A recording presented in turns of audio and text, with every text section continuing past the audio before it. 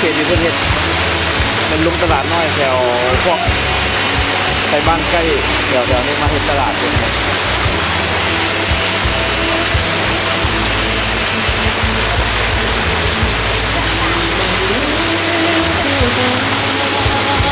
ขายเสื้อกันหนาวอ่ะขายเสื้อกันหนาว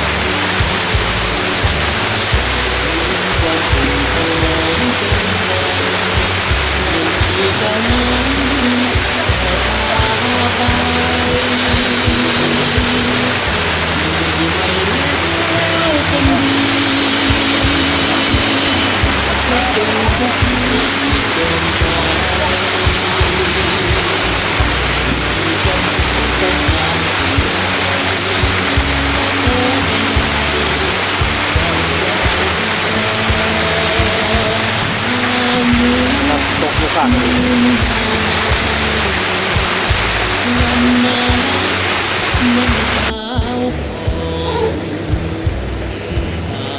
ประมาณครึ่งชั่วโมงต่อมาจากวันที่เดี๋ยวนี้เป็น9:15แดดออกพวกหมอกเป็นๆก็หาย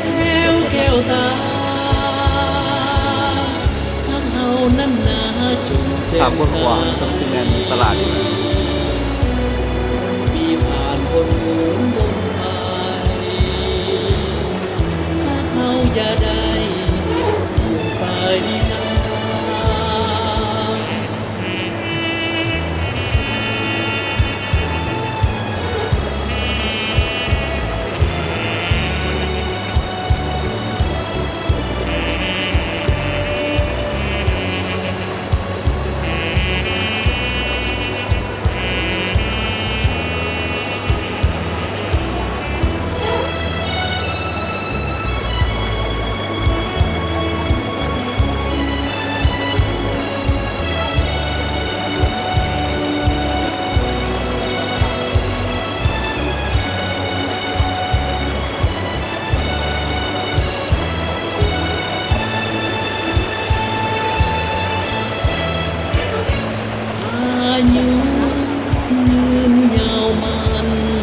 ตอนเศร้าจนสิ้นเวลาแทนที่นะครับ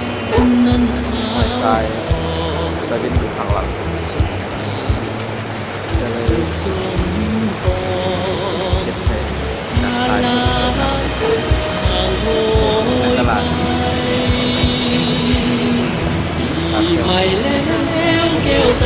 บ้านทางไทยมา